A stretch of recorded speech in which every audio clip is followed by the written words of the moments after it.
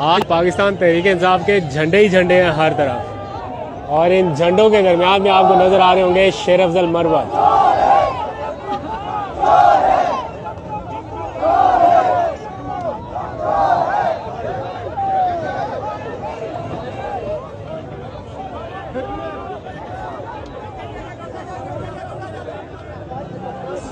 जिस तरफ देखेंगे आपको पब्लिक ही पब्लिक नजर आएगी। इस्लामाबाद की सड़कों पे दफा 144 के बावजूद इतनी बड़ी तादाद में लोग यहां पर पहुंच गए।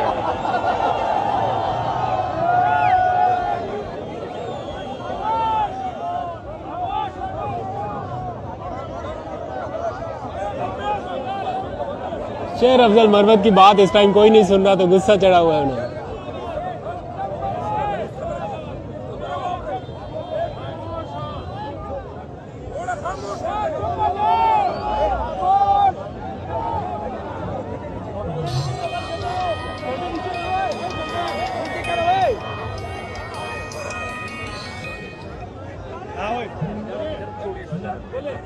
शेर अफजल मरवत कौन